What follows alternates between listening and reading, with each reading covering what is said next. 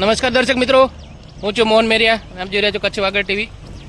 હાલ હું ઊભો છું ભરૂચ જંબુસર હાઈવે પર. અહીંયા આગળ આ પુલ આવેલો છે. અહીંયા આપ જોઈ શકો છો આ નદી પરનો આ પુલ છે. ખરેખર આ જે જગ્યા પર હું ઊભો છું અહીંયાથી ગાડીઓ નીકળે છે. ખરેખર આપણને ઊભા રહેતા ડર લાગે છે. એટલો ભયંકર આ પુલ છે, એટલું બધું વાઇબ્રેશન થઈ રહ્યો છે. અહીંયા એવું લાગે કે આ પુલ ગમે ત્યારે પડી શકે છે.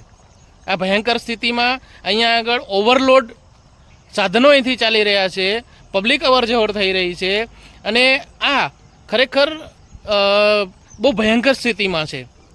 તંત્રએ ખરેખર જાગૃત થવું જોઈએ અને આ બ્રિજને ખરેખર આના ઉપર ધ્યાન આપી અને ખરેખર આ બ્રિજનું કામગીરી થવી જોઈએ. આ સ્થિતિ આપ જોઈ શકો છો કેટલા ભયંકર અહીંયા આગળ ખાડા પડે. રોડ તો એવું જ લાગે કે અહીંયા આગળ છે જ નહીં, માટી ઉપર ગાડીઓ ચાલી રહી છે અને આ બ્રિજની સ્થિતિ ખરેખર બહુ જ ભયંકર છે. અને સામે આપણે જોઈ શકીએ છીએ કે આવી ઓવરલોડ ગાડીઓ અહીં ચાલી રહી છે. મને અહીંયા ખરેખર ઊભા રહેતા પણ ડર લાગે છે. એટલી ભયંકર સ્થિતિમાં આ નદી પરનો જે આ પુલ છે એ ખરેખર બહુ જ ભયંકર સ્થિતિમાં છે. આ નદી છે.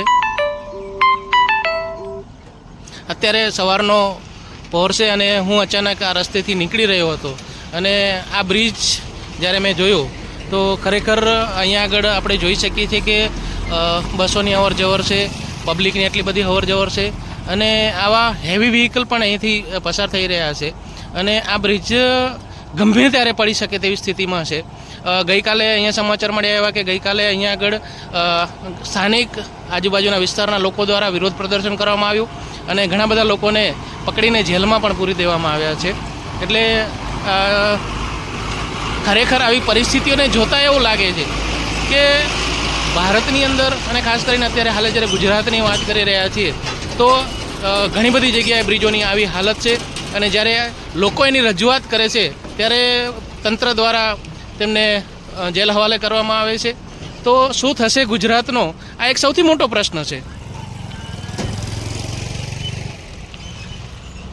હું તમને બતાવવાની કોશિશ કરી છે અહીંયા આગળ આ બ્રિજની ખરેખર હાલત શું છે. આમ જોઈ શકાય છે કે કેટલા મોટા મોટા ખાડાઓ અહીંયા આગળ પડી રહ્યા છે અને આ રોડ અહીંયા આગળ આપ જોઈ શકો છો કે આ રોડ અહીંયા આગળ ઉપરથી બિલકુલ પૂરો થઈ ગયો છે અને આ જગ્યાથી ગમે ત્યારે આ પડી શકે તેવી સ્થિતિમાં છે.